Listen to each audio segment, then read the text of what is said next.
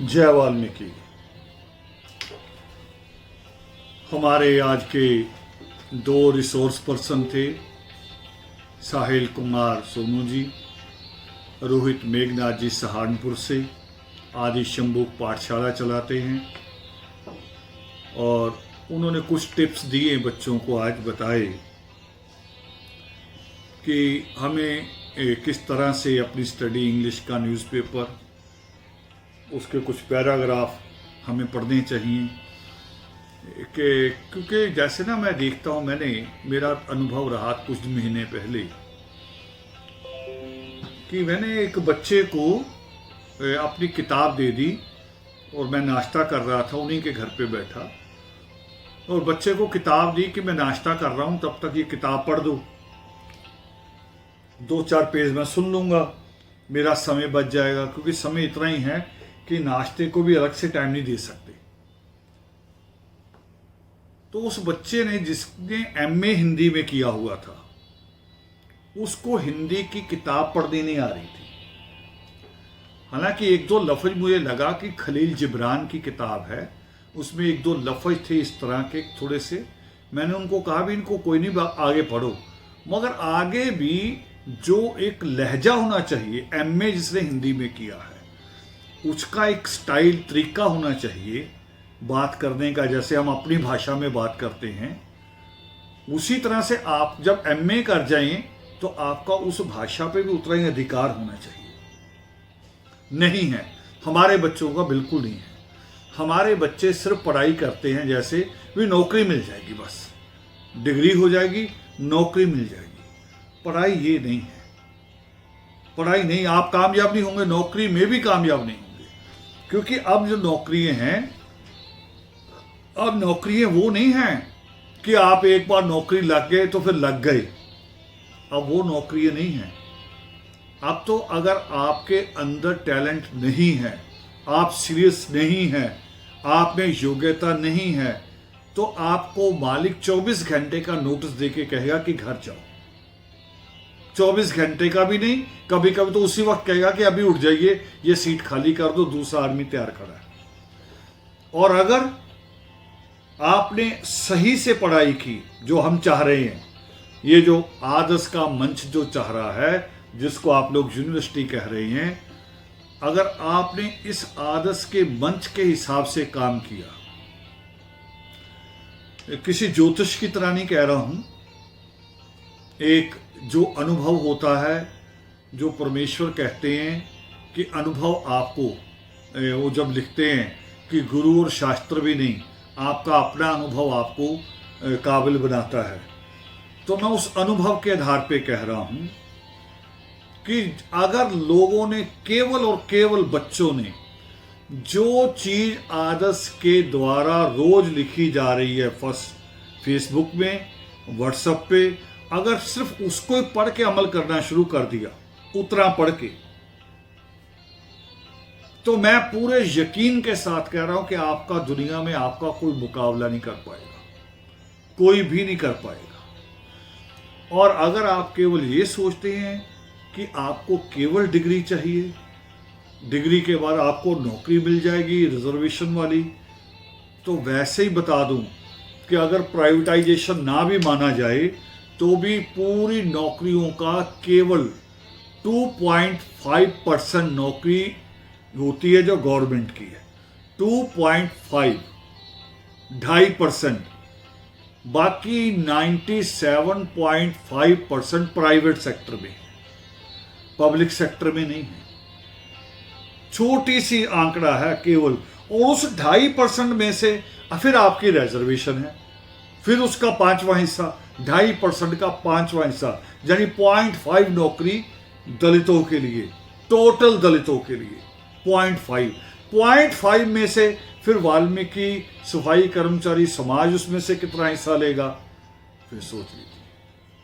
तो वो नहीं है, इतना ज्यादा बड़ा सेक्टर प्राइवेट सेक्टर है, और वो मांगेगा आपकी योग्यता।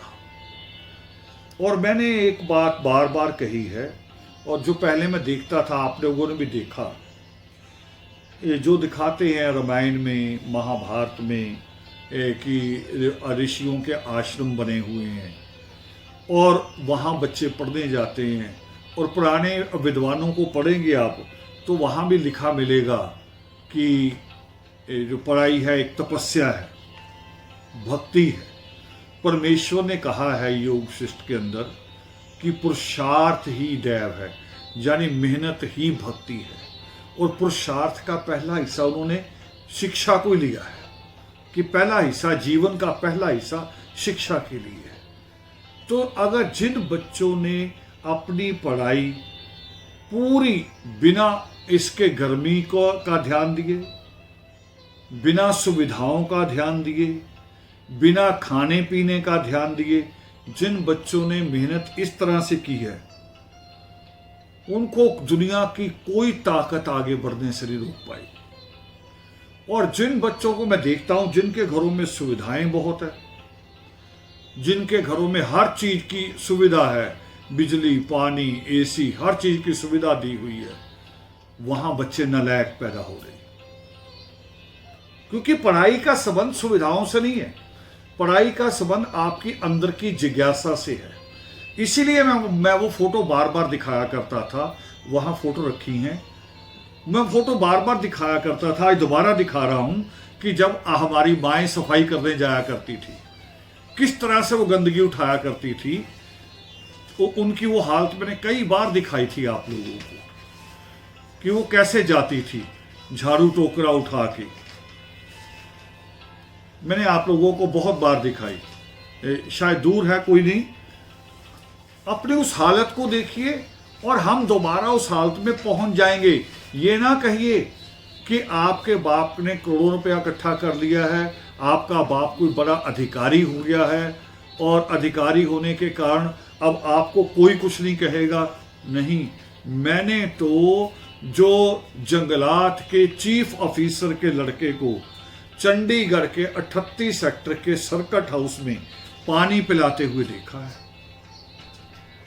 जंगलात के चीफ ऑफिसर को उसके बेटे को पानी पिलाते हुए देखा मैंने खुद। वो मुझे पानी देने आया और खुद उसने बात शुरू की कि मेरा बाप भी ऐसे ऐसे प्रधान भी है। तो ये नहीं होगा कि जिसका बाप अगर कोई बड़ा है, पैसा ज्यादा बड़ा है, तो उस बल पे आप कुछ बन जाओगे। आपको हर किसी को अपनी योग्यता साबित करनी पड़ेगी, अपनी अपनी योग्यता। अपनी योग्यता साबित नहीं करोगे तो आने वाली दुनिया में आप लड़ नहीं पाओगे। आज जो भारत की स्थिति है वो तो और भी बुरी है। भारत की स्थिति तो ये है कि ये तो पूरे का पूरा जाति के बेस पे है। अभी जो इलेक्शन हुए धर्म के नाम पे हुए हैं, लोगों ने सोचा ही नहीं कि नौकरियां मिलेंगी कि नहीं मिलेंगी। लोगों ने सोचा नहीं कि मारुति जैसी कंपनी बंद हो रही है। बड़े बड़े जो क्या उसको कहते हैं कि जो वो घराने थे जिनके यहाँ से बड़ा काम निकलता था नौकरियों का, बड़ी बड़ी कंपनी, एटलस कंपनी जैसी, जो वो बंद हो रही हैं, मगर लोगों ने वोटें डाल दी। वोट डाल दी किस नाम पे कि हिंदू हिंदू करना है, मुसलमान को रोकना है। आज मुसलमान को रोका जा रहा है, कल को फिर सिख की बारी आएगी, सिख के बाद फिर हमारी बारी आएगी दलितों की, क्या अब इनको रोकना है। तो इसलिए सारे बच्चे बड़े सीरियस होकर इस मैटर को समझ लें कि आपके पास बहुत थोड़ा समय है अपने आप को स्टैब्लिश करने का, और जो स्टैब्लिश हो जाएगा, जो स्थापित हो जाएगा, उसको नहीं फिर कोई गिरा सकता, उसको नहीं गिरा सकता।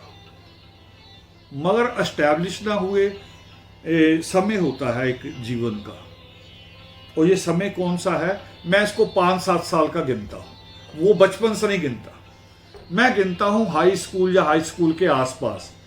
वहां से बच्चे का दिमाग जो है वो एक टर्न लेता है।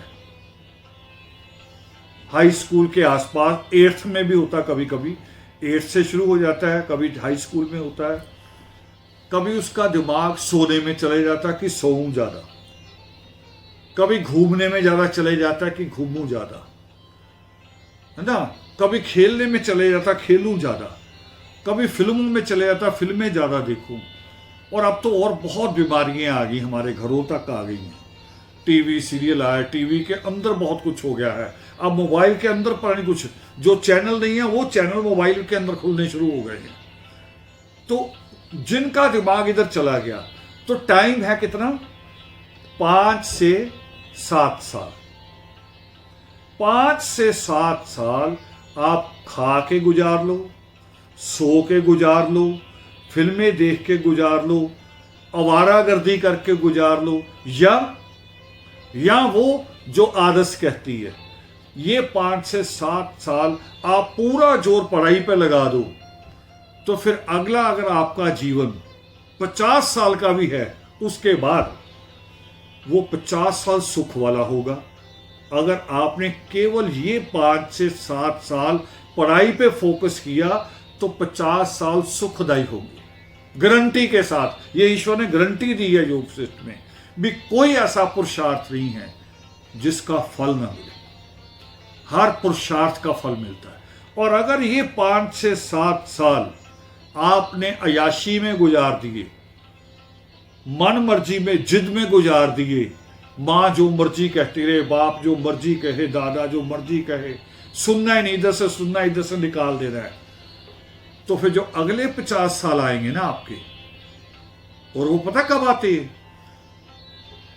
एक झटका लगता है, सिर्फ एक झटका, शादी का एक झटका लगेगा। शादी जैसे ही आप शादी में प्रवेश हुए, 2 महीने फ्री की रोटी मिलेगी, सिर्फ 2 महीने, वो भी घर में नहीं मिलती, सारे रिश्तेदारों के यहाँ दावतें होती हैं, आई मौसी के यहाँ, आई मामा के यहाँ, चाचा के यहाँ, 2 महीने दावतें।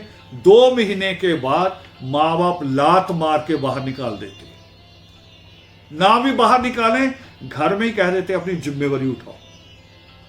कौन उठा पाएगा जिम्मेवारी? कौन उठा पाएगा? जिसने पढ़ाई पूरी कर रखी होगी, नहीं जिसने अयाशी की होगी 5 से 7 साल, वो क्या होगा उस वक्त, उसका जीवन नरक हो जाएगा, नरक। वो जो दिखाते ना फिल्मों में, बाई घरों में काम करने आती बाई, पीछे उसका बेवड़ा पति, वो जीवन होगा उनका, जो पहले 5 से 7 साल गुजारेंगे अयाशी में, घूमने में, फिल्मों में, सोने में, खाने में, अच्छी बात ना सुनने में। उनका ये जीवन होना है, 100% होना है। माँ बाप का पैसा, किसी का पैसा काम नहीं आएगा, 100% नरक होना है जीवन। और जिन्होंने तपस्या कर ली, उनका जीवन, मैं तो वाल्मीकि तीर्थ की मिसाल देखता हूं। मुझे नहीं लगता था, मैं कहता था दुनिया से, अपने साथियों से कहा करता था कि कई जीवन लगेंगे तब वाल्मीकि तीर्थ देखने को मिलेगा। और जरूरी नहीं कि हम देखें, हम तैयारी करके जाएंगे, अगली नस्ल देखेगी, अगली नस्ल देखेगी। बिल्कुल वैसे जैसे कई माएँ जाती ना सुबह सुबह काम पे, खाना बना के रख के जाती, खुद कई बार भूखे निकल जाती है, ड्यूटी का समय हो जाता है, मगर बच्चों का खाना तैयार करके रख जाती हैं कि बच्चे ले लें। ऐसे ही मैं सोच रहा था कि हम तैयारी करके जाएंगे वाल्मीकि तीर्थ की, अगली नस्लें देखेंगी, मगर ईश्वर ने कहा कि तुम लोगों का पुरुषार्थ है और तुम ही देखोगे, अपने जीवन में दिखा दिया। और अभी मर्यादा को लेकर पुरुषार्थ कम है, तो मर्यादा नहीं दिखाई दे रही, मर्यादा भंग हो रही है। मर्यादा जिनकी जिम्मेवारी है, भगवे कपड़े पहन के जो बैठे हैं, उनके द्वारा भी भंग हो रही है। जो भगवे कपड़े वालों के उंगली करके वहां जा रहे हैं, वो कह रहे हम मर्यादा बनाएंगे, वो खुद भी मर्यादा में नहीं, उनके द्वारा भी भंग हो रही है। वो हम सबको उसका पाप भोगना पड़ेगा। अब उसके ऊपर काम होगा, फिर मर्यादा स्थापित होगी। हालांकि दूसरे मजहबों में भी चिंता हो रही है, दूसरे मजहबों में भी। और मैं आपको एक खुशी की बात बताऊं, मेरी अगर आप फ्रेंड लिस्ट अगर सर्च करेंगे, कर सकते हैं आप सारे, एक दूसरे की हम कर सकते हैं, और जो कल और परसों की सर्च करेंगे, जो कल और परसों में जो बच्चे जुड़े हैं मेरे साथ, आप हैरान होंगे कि उसमें से 80% बच्चे गैर वाल्मीकन हैं, 80% बच्चे गैर दलित हैं, दलित भी नहीं है, वाल्मीकि भी नहीं है, जो जर्नल कास्ट से हैं, जिनको जरूरत, जिनको लगा कि ये वेबिनार सुनना जरूरी है। मेरी अपना देखिए फ्रेंड लिस्ट, आपको हर नए पुराने का पता लगेगा उसमें भी कौन अभी जुड़ा कौन पुराना है। जो अभी नए जुड़े हैं 2-3 दिन में, उनमें आपको 80% जनरल कैटेगरी के बच्चे आपको मिलेंगे। मगर मैंने जैसा कहा कि परमेश्वर के घर में शिक्षा बना नहीं थी, द्रोणाचार्य के घर में बना थी, तो हमारे यहाँ भी मना नहीं होगा, किसी को मनाही नहीं होगी कि कौन यहाँ शिक्षा प्राप्त करने आना चाहता है। और ये भी नहीं कि हम बहुत बड़े विद्वान हो गए हैं, हम भी सीख रहे हैं, हम भी सीख रहे हैं, रोज सीख रहे हैं। पहले मेरा बड़ा अभ्यास होता था उर्दू के लफ्ज़ों पे, इन दिनों बिल्कुल नहीं है, और मैं कमी महसूस कर रहा हूँ कि मेरे अभ्यास में से उर्दू के लफ्ज़ बहुत कम हो रहे हैं, तो वो सीखना पड़ता है। और भी बहुत सारी चीज़ें हैं, जैसे जैसे पढ़ता जाता हूँ रोज़ देखता हूँ कि ये बात तो मैंने पढ़ी नहीं, ये तो बात मैंने देखी नहीं है। और जो नहीं पढ़ते वो सोचते मैंने सब सीख लिया, वो कह रहे मैंने सब सीख लिया है। गंगानगर के साथी अगर देख रहे हो, याद होगा उनको, गंगानगर के साथियों को, कि गंगानगर में शिक्षा सेमिनार हो रहा था और एक लेक्चरर, बिल्कुल फ्रेश लेक्चरर था, नया नया, वो आया था हमारे मंच पे और आते ही उसने कहा कि मैं 3 किताबों पे काम कर रहा हूँ। याद करिए, आपको भी याद होगा, गंगानगर के और राजस्थान के और बहुत बच्चे भी शामिल थे उसमें। तो उसी वक्त वहां उसी प्रोग्राम में एक प्रिंसिपल भी बैठे थे, एक प्रिंसिपल भी थे, और उन प्रिंसिपल ने भी कहा, मैंने भी सोचा उसी वक्त बैठे बैठे, मगर प्रिंसिपल ने उसी वक्त टोका। वो कह रहे किताबें किताबें पढ़ के नहीं लिखी जाती। अभी आप फ्रेश है, आपको 1 साल 2 साल हुए लेक्चरर बने और आप 3 किताबें लिखने जा रहे हैं। किताबें किताबें पढ़ के नहीं लिखी जाती दूसरों की नकल मार के, किताबें अनुभव में से भी लिखी जाती हैं। और अभी मत लिखना, अभी 5-7 साल 10 साल का अनुभव प्राप्त करो, फिर आपको लगेगा कि ये चीज लिखने लायक है। ऐसे ही मैं जितनी बार योग शिष्ट को पढ़ता हूं, मुझे लगता है कि ये चीज में से तो कुछ नया अर्थ आ रहा है, और ये अर्थ तो मुझे पता ही नहीं था, माफ कीजिए।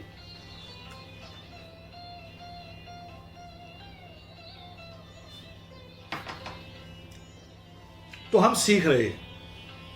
अब शिक्षा पे अंतिम बात कह के मैंने दूसरी बात शुरू करनी है।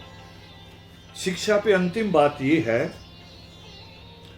कि जैसे मैंने अभी बताया, हमारे जो लास्ट रिसोर्स पर्सन थे, टीचर जो हमारे थे, रोहित मेघनाथ जी, सहारनपुर से, सहारनपुर उत्तर प्रदेश से, जैसे उन्होंने इंस्टीट्यूट खोला हुआ है, वो तो रेगुलर क्लास ले रहे हैं। तो मैंने शुरू में कहा था कि आदर्श दोनों काम कर रही है, शिक्षा का भी और दीक्षा का भी। तो ऐसे हमारे एक साथी हैं, और जो जब भी मेरे से बात करते हैं, दुबई से राकेश जी, राकेश आदवंशी, वो मेरे से जब भी बात करते हो तो एक लफ्ज़ जरूर बोलते हैं कि साहब जी, हमने अपना जीवन बहुत सारा खराब कर दिया, हमें जल्दी जुड़ना चाहिए था आदत से, हम देखने परखने में रह गए। तो मैं आज एक बढ़िया बात आप लोगों को बता रहा हूं कि राकेश जी ने एक बच्चों का एक ग्रुप बनाया है व्हाट्सएप के ऊपर, और जिसमें लड़कियां ज्यादा हैं। तो उन्होंने वो ग्रुप बना के, राकेश जी ने उस ग्रुप में काम क्या किया है, वो काम आप वाला काम नहीं कर रहा जो आप लोग करते हैं, जन्मदिन की फोटो डाल रहे हैं, है ना, अपनी फोटो उल्टे सीधे खड़े होकर डाल रहे हैं। ये फोटो ने आपका जीवन ही उल्टा सीधा कर देना है। राकेश आदवंशी दुबई से ये नहीं कर रहे, वो रात 9 बजे से 10 बजे तक 1 घंटे की उन सारे जितने भी ग्रुप में शामिल है, बेटियां ज्यादा हैं, उनकी क्लास एक दिन पहले सवाल देते हैं कि कल आदि पावन सत्या पे बात होगी, और बच्चों को भी मौका देते हैं भी आप भी बोलो इसके ऊपर जो आपको पता है ना, कल आदि वाल्मीकि नमो नमा पे बात होगी। ऐसे एक एक सब्जेक्ट पे वो बात करते हैं। तो ये एक बड़ी बड़ी बात है। बाकी हम सारे लोग ऐसे कर रहे हैं, हमारे तो कई सीनियर लोग भी नहीं कर रहे हैं। वो सिर्फ कोई शेर मिल गया है ना, जैसे वो पंडित नहीं कहता हाथ पकड़ के कि तेरा दिल साफ है, तेरे बारे में कोई नहीं सोचता। मैं तो अपने सीनियर को भी यही देख रहा हूं, कोई शेर मिल जाए जिसमें दूसरे की बुराई हो, अपनी अच्छाई हो, बस उस शेर को शेयर कर देंगे, कहेंगे ऐसा है मेरा जीवन। ऐसा हो भी ना तो समझ लो, तसल्ली से समझ लो मेरी बात। मैंने एक शायर को पढ़ा था, उसने कहा था कि रोने के भी आदाब हुआ करते हैं फानी। शायर का शेर है, सुनिए। रोने के भी आदाब हुआ करते हैं फानी, ये उनकी गली है, तेरा गमखाना नहीं है। फेसबुक खुली गली है, खुला बाजार है, पूरी दुनिया देख रही है। रोना है तो अकेले बैठ के रो, और रोना तो ईश्वर के सामने जाके रो, रोना तो मां के आगे बैठ के रो, रोना तो अपने टीचर के आगे बैठ के रो, वो आपको हल देगा। ऐसी चीजें ना डालो, ऐसी चीजें ना किया करो जिससे कौम को कोई लाभ नहीं, जिसको दूसरे को लगे पता नहीं है किसको कहा है, पता नहीं किसने धोखा दे दिया, किसने इनको चिढ़ दे दी है। ऐसी चीजें नहीं। वो जो क्लास चल रही है, जैसी राकेश आदिवासी चला रहे हैं, उस तरह की क्लास चलाओ अगर आपके पास कोई ज्ञान है, और नहीं है तो जो चीजें आदर्श जारी करती है रोज, उन चीजों को आगे बढ़ाओ। अब 2 चीजों को आगे बढ़ाना है। अगले सब्जेक्ट से पहले 2 चीजें बता रहा हूं। 2 चीजों को हमने आगे बढ़ाना है, क्योंकि आजकल बहुत लोग हमदर्द बनते फिर रहे हैं हमारे, कि हम आपके हमदर्द हैं, हम आपको ये सिखाएंगे, हम आपको वो सिखाएंगे, हम आपको उन ऊंचाइयों पे ले जाएंगे, पार्लियामेंट विधानसभा में ले जाएंगे। हमें पार्लियामेंट विधानसभा नहीं है। इस वक्त पूरे देश में जो 76 कास्ट है हमारी, वाल्मीकि कौम की 76 कास्ट हैं, अलग अलग नाम से, मजबी नाम से, हीला नाम से, मेतर नाम से, डोम नाम से, 76। उन सबको क्या चाहिए इस वक्त? उनको चाहिए अलग आरक्षण। इसके बैनर बना के अपनी गलियों में लगा दीजिए, चौराहों पे लगाइए, और बल्कि अच्छा ये है कि इसका बैनर बना के फ्रेम ना बनाइए, इसको कील से ठोक दीजिए किसी की दीवार में।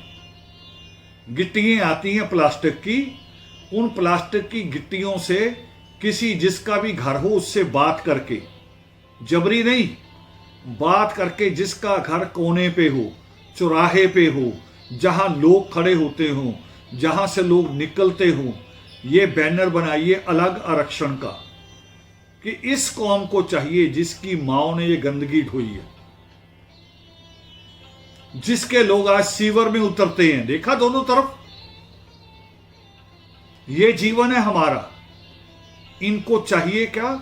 आरक्षण अलग चाहिए, इसके बैनर बनाइए। हम आपको बैनर भेज देंगे, आप इसकी मेल से मंगाओगे, हम आपको मेल से भेज देंगे। सीधे आप रवि पुरुषार्थी को भी कह सकते हैं, और जो हमारे साथी हैं जो आपके क्षेत्रों में है, आपकी स्टेट में, आप उनको भी कह सकते हैं। वो आपको सीधे मेल से भेज देंगे, बड़े रेजोल्यूशन में। इसकी फ्लैक्स निकालिए और लगाइए। और दूसरा बैनर ये है, दूसरा बैनर ये अभी हमने जारी नहीं किया, ये आपके पास फर्स्ट टाइम आ रहा है, फर्स्ट टाइम आप इसे देख रहे हैं, फर्स्ट टाइम, बिल्कुल। हां, बोला है मैंने, बैनर नहीं आया। ये खास तौर पे उन गांवों में जहां धर्म परिवर्तन ज्यादा हो रहा है, जहां लोगों को लगता है कि धर्म परिवर्तन से हमारा कुछ भला हो जाएगा। और ये बात केवल पादरी नहीं कर रहे, ये चर्च वाले नहीं करते कि हम दुआ से ठीक कर देंगे। ये बात राधा स्वामी भी करते हैं, और बहुत सारे बाबा भी करते हैं कि हम तो दुआ से ठीक कर देंगे। अब ये बैनर उन्हीं के लिए बनाया कि कोरोना के पेशेंट इकट्ठे करके इन चर्च में ले जाओ। जो चर्च कहते थे ना कि लाओ मुर्दा हम जिंदा कर देंगे, सारे कोरोना के पेशेंट वहां ले जाओ, घसीटो उन पादरियों को पकड़ पकड़ के कि लो करो, ठीक करो, उनको जिंदा करो। या इनको ठीक ही कर दो, ये सारी अंधविश्वासी बातें। इन चीजों के बैनर बनाइए। और ये जो मैंने अभी लास्ट दिखाया कोरोना वाला, यही इसको 4-5 कलर में हम बना रहे हैं, अलग अलग कलर्स में। इसको ग्रीनरी में भी बना रहे हैं, बिल्कुल ग्रीनरी में, ब्लू में भी बनाया, ये ब्लू में है। और इसको हम उसमें रेगिस्तान की रेत के अंदर उसके वॉलपेपर पे भी बना रहे हैं। और आपको हर तरह का आपको इसकी वो मिल जाएगा। हमारे साथियों से आप बात करेंगे, जो साथी इस मामले में हमेशा काम करते हैं, उनसे आप बात करेंगे और वो आपको ये सारी चीज़ें देंगे। बहुत बड़ा रिसर्च वर्क भी जारी है आदर्श का, और चीज़ें भी आपको आने वाले दिनों में बहुत सारी मिलेंगी। बस अब मैं एक शेयर के बाद अगला सब्जेक्ट शुरू करने जा रहा हूँ एजुकेशन के ऊपर। लास्ट एक शेयर, और लिखा होगा आज से कोई 70-80 साल पहले, मगर लागू हो रहा आज के सिस्टम के ऊपर। आज के उसमें शब्द आएगा मदरसा, मगर उससे मदरसा से मदरसा नहीं समझना, उससे समझना school, private school, convent school. जो स्कूल बने हैं आज, पब्लिक स्कूल जो बने हैं, उन स्कूलों ने क्या किया है शिक्षा के साथ। ये भी अल्लामा इकबाल का ही शेर है। उन्होंने कहा था, गला तो घोंट दिया अहले मदरसा ने तेरा। सिंपल बात आ रही है, गला तो घोंट दिया अहले मदरसा ने तेरा। अहले मदरसा से मदरसा नहीं, टोटल एजुकेशन सिस्टम को कह रहा हूं। उन व्यापारियों को जो शिक्षा का जो माफिया है, उनको कह रहा हूं। शिक्षा के माफिया में दिल्ली के एमएलओ के सबके 2-2, 3-3 स्कूल है, जो पुराने एमएलए हैं। अब नयों ने भी बना लिए होंगे शायद। 2-2, 3-3 स्कूल हैं। और देश का बड़ा लीडर है शरद पवार, सबसे महंगा स्कूल उसका है भारत का। और उसका स्कूल का हॉस्टल पता जानते कैसा है? जैसा हम अपना कोठी भी बनाए ना, बंगला, तब भी हमारा ड्राइंग रूम ऐसा नहीं होगा जैसा कमरे उन्होंने बच्चों के हॉस्टल के बनाए। और ये है क्या? ये एजुकेशन थोड़ी है, ये एजुकेशन नहीं है। ये केवल पैसा खून चूसने का एक तरीका है। एजुकेशन वहां है जहां अभी हमारा एक बच्चा जा रहा है। हमारा बच्चा जा रहा है, यूपी का पहला बच्चा, लखनऊ से, जी के आदिवंशी जी का बेटा शुभ अंबेडकर। वो एक ऐसे स्कूल में जा रहा है जिस स्कूल में शायद मुझे लगता है कि पहला वाल्मीकि बच्चा होगा। 16 लाख रुपया उसकी फीस जरूर है, मगर उस स्कूल में एडमिशन के लिए 1 लाख बच्चों में से 100 बच्चा चुना जाता है। इतनी बड़ी वैल्यू है उस स्कूल की। और आज भी वहां के टीचर अंग्रेज हैं, आज भी। तो वहां वो पहला बच्चा जा रहा है, और किस योग्यता पे जा रहा? 16 लाख पे नहीं। 16 लाख उसके माँ बाप पे नहीं कर रहे। वो तो उनकी तो एप्लीकेशन लगी है, उनके दोस्त हैं, मित्र हैं, बहुत अच्छे आदर्श के प्रोग्रामों में आते हैं, जियोलॉजी। और हम थैंक्स करेंगे अपने इस वेबिनार के द्वारा, उनका थैंक्स करेंगे कि जिन्होंने उस बच्चे के लिए इस रास्ते को तैयार किया। और केवल उसकी एकेडमिक प्रिपेयरिंग नहीं कराई, बल्कि बहुत सारे एनजीओ से, स्कूल की मैनेजमेंट कमेटी से बात करके उसकी फीस भी कुछ 1 लाख में करवा दी है, कुछ 1 लाख में। तो हम अपने इस वेबिनार से पूरा आदर्श परिवार जियोलॉजी को थैंक्स भेज रहा है उनका, कि उन्होंने कितना बड़ा कीर्तिमान, जिसको आदर्श पूरा गर्व करेगा। और मगर अगर जियोलॉजी इसमें प्रयास नहीं करते तो नहीं होता। और खास तौर पे उस माँ के लिए, जी के आदिवंशी जी की विरांगी के लिए हम थैंक्स कहेंगे पूरे आदर्श परिवार की तरफ से, जिन्होंने अपने बेटे को वो डिस्को वाला नहीं बनाया, जिन्होंने अपने बेटे को टिकटॉक वाला नहीं बनाया, जिन्होंने अपने बेटे को वो केवल जन्मदिन बना के हंगामा करके रिश्तेदारों में पैसा उड़ाने वाला नहीं बनाया, जिन्होंने अपने बच्चे को इस लायक बनाया कि जिसने 1 लाख बच्चों में बैठ के एग्ज़ाम पास किया, उस माँ को भी हम यहाँ से शुक्राना कहेंगे, थैंक्स कहेंगे, धन्यवाद कहेंगे, और ऐसी माएँ और बने।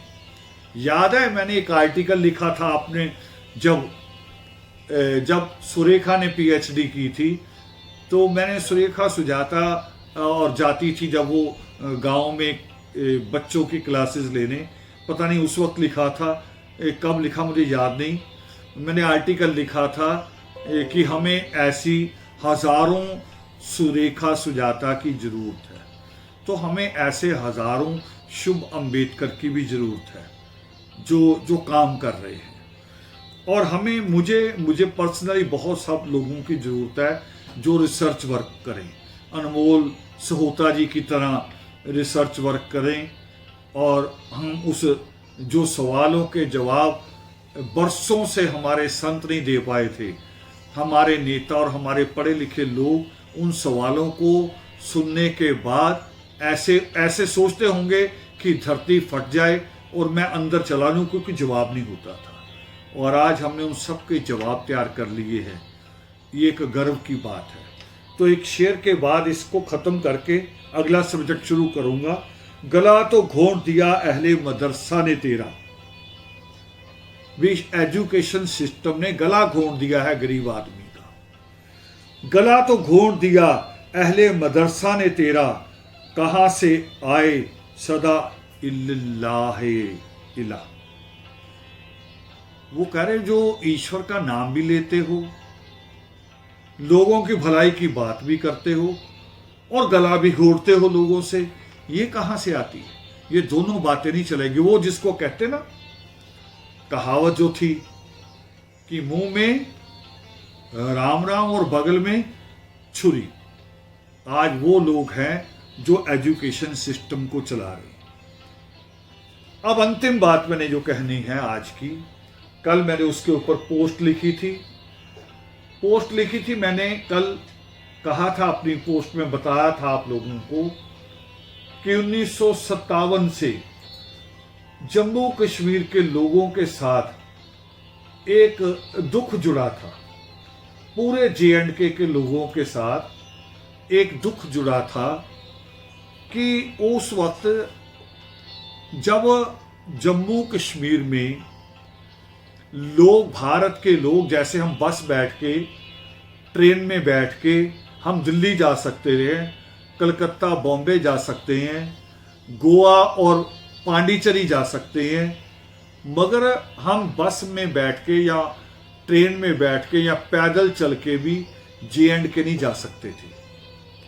1957 की बात जब बता रहा हूं, 1957 तब हम नहीं जा सकते थे। और उस वक्त JNK की गवर्नमेंट ने, जब वहां के प्रधानमंत्री लग हुआ करते थे, तो गुलाम बशर नाम से शायद प्रधानमंत्री थे, पूरा नाम मुझे याद नहीं है, तो उन्होंने JNK बिल्कुल जो साथ लगती स्टेट पंजाब का जो पहला शहर लगता गुरदासपुर, तो गुरदासपुर से बहुत सारे परिवारों को जम्मू, उधमपुर और कठुआ और कई जगह उनको बुलाया। सांबा और कठुआ, वो बिल्कुल जो बॉर्डर जहाँ लगता है, जहाँ से कई बार आप उग्रवाद घुसपैठ की खबरें भी सुनते हैं, उन सब जगह बुलाया नगर पालिका की सफाई की नौकरी के लिए, शहरों को साफ रखने के लिए बुलाया, नौकरी दी, पक्की तनख्वाह दी, रहने के लिए मकान दिया, मगर जो मानवीय जीवन था, जो ह्यूमन राइट्स थे, जो उनके बच्चों का फ्यूचर था, उसको पहले ही काट दिया, उसको कत्ल कर दिया पहले से ही कि आप JNK में रहेंगे, आप यहां रह सकते हैं, यहीं जी सकते हैं, यहीं मर सकते हैं, यहीं आपके बच्चे पैदा हो सकते हैं, मगर आपके बच्चे पढ़ लिख जाएं, पहले तो पढ़ाई में भी आपका बच्चा अगर मेडिकल सीट इस ग्राउंड पे मांगेगा कि वो स्टेट का रिप्रेजेंट करता है और वो एससी है, तो उसको हम एससी नहीं मानेंगे, स्टेट का नहीं मानेंगे। वो अगर सीट लेना चाहता है तो 10-20 लाख रुपया खर्च करके सीट ले ले, वैसे नहीं मिलेगी जैसे आम बच्चे को मिलती है। आम बच्चे को कैसे मिलती है? जो बच्चे सबसे ऊपर होते हैं रैंक में जिनका रैंक 1000 से 2000 से कम वाला होता है, अंदर होता है, उनको मेडिकल की सीट मिलती है कुछ हजार रुपए में। मगर रैंक जैसे जैसे बढ़ता जाता है तो पैसा भी बढ़ता चला जाता है। तो ये एक जीवन फ्यूचर ही खत्म कर दिया। फिर दूसरा भी, अगर आप पैसा खर्च करके अपने बच्चे को डॉक्टर बना लेंगे J&K में, उसको सरकारी डॉक्टर नौकरी नहीं मिलेगी, वो प्राइवेट कर सकता है। तो उसकी लंबी लड़ाई हुई, बहाना था 370। अब देखो जो बात मैं करने जा रहा हूं, बाकी बात तो सब आपको पता होगी। हमारे प्रधानमंत्री ने बड़ी नौटंकी की इसके ऊपर, बहुत नौटंकी कर करके दिखाया। असल में वो 370 हटा के ना तो वाल्मीकि कौम का भला कर रहे थे, ना वहां J&K में रहने वाले हिंदुओं का भला कर रहे थे। असल में वो मुसलमान के साथ लड़ रहे थे। वो तो मुसलमान को सबक सिखाना चाह रहे थे, कश्मीरी मुसलमानों को जिन्होंने भारत के साथ रहना पसंद किया, उनको सबक सिखाना चाह रहे थे। कश्मीर को पाकिस्तान में जो हिस्सा चले गया वो मुसलमानों की वजह से थोड़ी गया है, वो तो राजा हरि सिंह की वजह से गया है। मगर हमारे प्रधानमंत्री सबक सिखाना चाहते मुसलमानों को, इसलिए 370 हटा दी। अभी तक आपको मेरी बात हो सकता गैर वाजिब लगे, मेरी बात आपको फालतू लगे, गलत लगे, मगर 370 लागू कहां थी? केवल J&K में, केवल जम्मू कश्मीर में, ओनली J&K।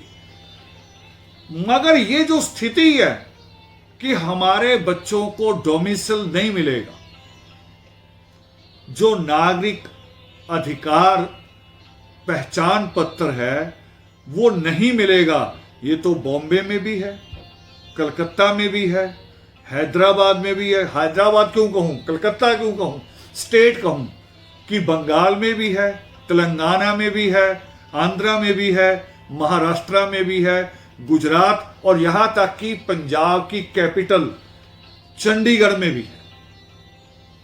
ये वहां भी लागू है कि आप बाहर से आए हैं। अब चंडीगढ़ तो टोटल बाहर का है, चंडीगढ़ तो बसाया गया है, शहर है। चंडीगढ़ विकसित शहर नहीं है, धीरे धीरे उसका विकास नहीं हुआ, उसको टोटल एक बार में बना के बसाया गया है। तो इसका मतलब वहां तो सारे के सारे बाहर से आए हैं। फिर केवल हमारे ऊपर ये क्यों लागू है कि हमें डोमिसाइल नहीं मिलेगा? अगर 370 वाल्मीकियों के भले के लिए थी तो पूरे भारत के वाल्मीकियों के लिए क्यों नहीं प्रधानमंत्री जी किया आपने? आप पांव धो के दिखा रहे थे, हमें पांव ना धो।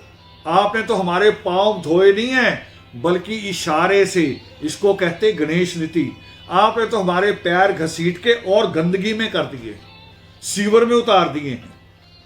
370 कश्मीर में नहीं है हमारे ऊपर, 370 नहीं है, मगर दूसरी तरह की धाराएं लागू हैं। हमें तो वहां भी ये सर्टिफिकेट नहीं मिलता। हमारे बच्चे वहां भी आज भी एजुकेशन से महरूम हैं, उनको एजुकेशन नहीं मिलती, आज भी वंचित है। तो ये दूसरा मुद्दा था।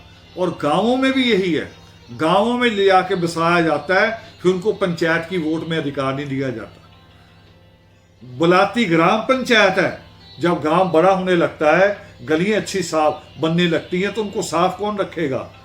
तो ग्राम में भी बुला के यही होता है। ये मुझे कल अलीगढ़ से अनिल शास्त्री जी वहां से हैं, तो उन्होंने मुझे ये अनंत कुमार शास्त्री जी, माफ कीजिए, अनंत शास्त्री जी ने यही बात कही कि गांवों में भी ये समस्या है, शहरों में नहीं है, गांवों में भी है।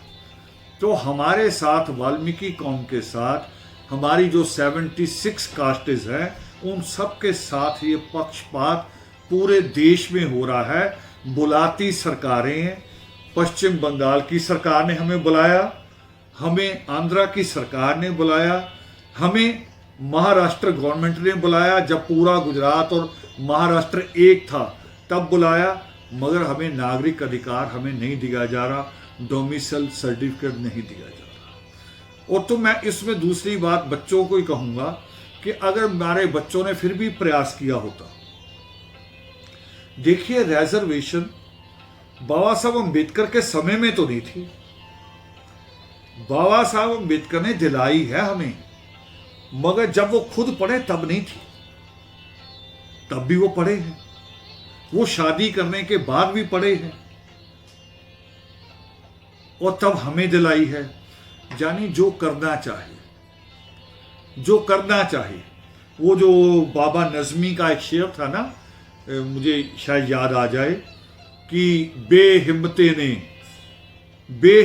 ने ਜਿਹੜੇ शिकवा ਕਰਨ ਮੁਕੱਦਰਾਂ ਦਾ, ਬੇਹਿੰਮਤੇ ਨੇ ਜਿਹੜੇ शिकवा ਕਰਨ ਮੁਕੱਦਰਾਂ ਦਾ सीना पाड़ के उग पैंदे ने, जिन्हों ने माफ कीजिए भी जिनको पैदा होना होता है, जिनमें ताकत होती है, वो सीना पाड़ के उग पैंदे ने पत्थरां दा, वो पत्थर चीर के भी पैदा हो जाते हो पेड़ पौधे जिनको पैदा होना होता है, तो वो रास्ता निकाल लेते हैं। और मैंने देखा बहुत सारे लोगों को रास्ता निकालते हुए। इस पे आपको बहुत सारी किताबें भी मिलेंगी, फिल्में भी मिलेंगी। एक फिल्म बनी थी शायद अराउंड द वर्ल्ड या वर्ल्ड टूर के ऊपर फिल्म बनी थी, वो सच्ची कहानी पे थी कि एक आदमी 5 रुपए लेके निकल पड़ा कि मुझे पूरा संसार घूमना है, पर घूमा उसने। क्यों? 5 रुपए में ताकत नहीं थी, उसकी विल पावर मजबूत थी, उसका संकल्प मजबूत था। वो 5 रुपए लेके ही पूरी दुनिया घूम गया। कैसे? 5 रुपए तो पहले नहीं खर्च हो गए होंगे, मगर उसके आगे उसने हर जगह मेहनत की, होटल में भी काम किया, पत्थर भी तोड़ा, फिर टिकट के पैसे इकट्ठे किए, फिर आगे बढ़ गया और घूम दिया पूरा उसने संसार। कोलंबो जो निकला था भारत को खोजने, मिल गया अमेरिका, तो मगर उसने ये थोड़ी भारत नहीं खोजा, फिर उसने भारत को भी खोजा। तो भारत को खोजने का मतलब भारत को जो थल एरिया है, खुश्क एरिया, जमीन, वो रास्ता तो पता था, वो समुंदर से रास्ता ले रहे थे कि ताकि व्यापार आसान हो जाए, समुंदर के रास्ते से बड़े जहाज में सामान रख के भेज दें, आसानी से पहुंच जाए कम खर्चे में।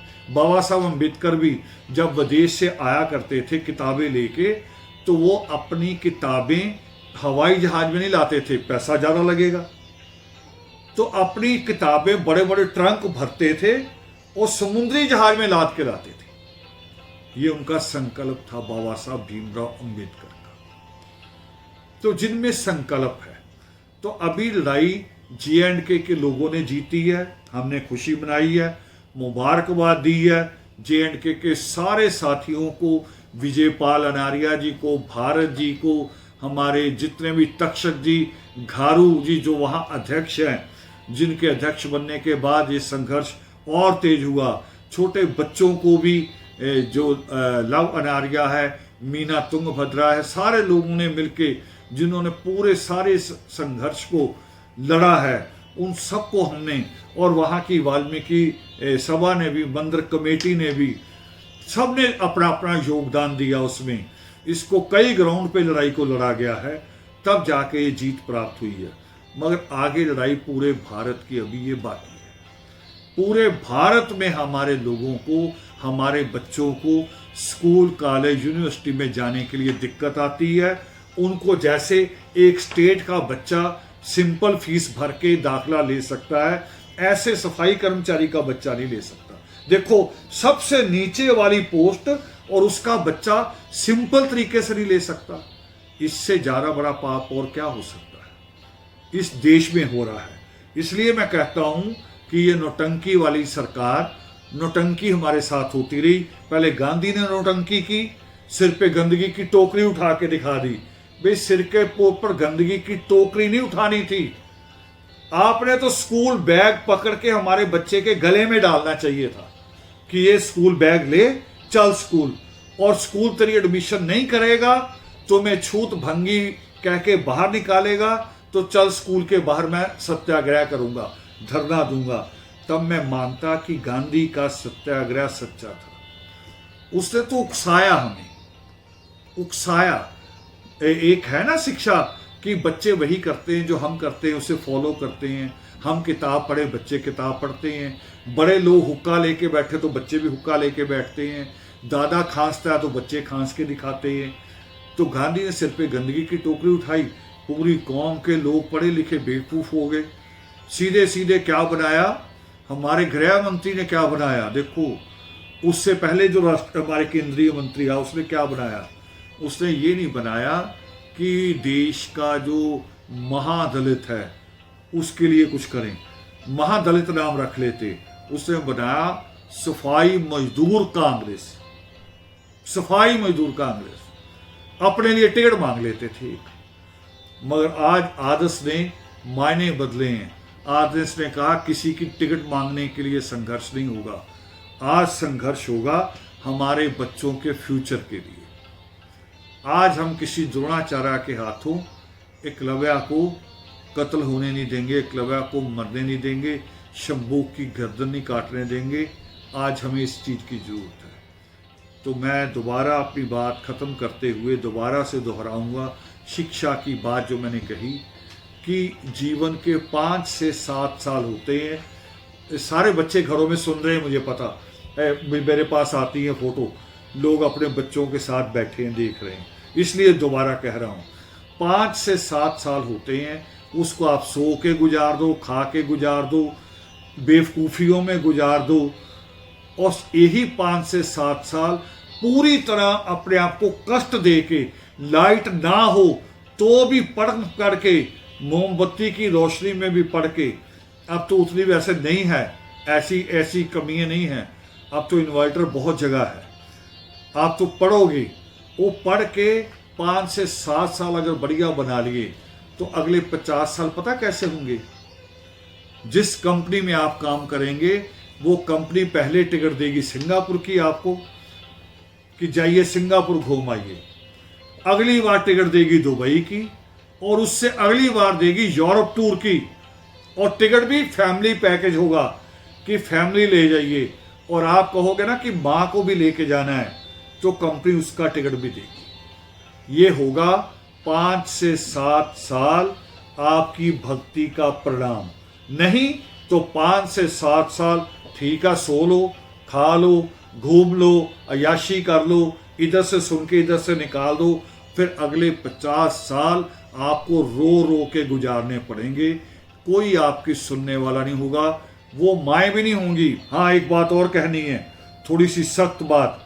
आज माएँ जो है हमारी यहाँ, परमात्मा ने लिखा तो बहुत अच्छा माँ के लिए कि जननी और जन्मभूमि स्वर्ग से ही बढ़कर है, मगर आज मैं ऐसी माएँ भी देख रहा हूँ जिनको मैं डायन भी नहीं कह सकता, क्योंकि डायन माँ नहीं होती, डायन दूसरी होती है, दूसरी डायन आके किसी के बच्चे को खा जाती है। मगर आज ऐसी माएँ भी देख रहा हूँ जो अपने बच्चों के फ्यूचर को खा रही हैं, उनको गलत शिक्षाएं दे रही हैं, उनको कई चीज़ों के उनको पर्दा डालती हैं। मैं कहता हूँ ना हमेशा, और आपको पता भी होगा कि लड़का जब बड़ा होना शुरू होता है तो बाप के गले मिलना चाहे बंद कर दे, मगर माँ को गले ही मिलता है, माँ को वैसे लिपटता है। तो वो लड़का अगर नशा करके आएगा तो माँ को पता नहीं चलेगा जब माँ से लिपटेगा किसने नशा किया हुआ है।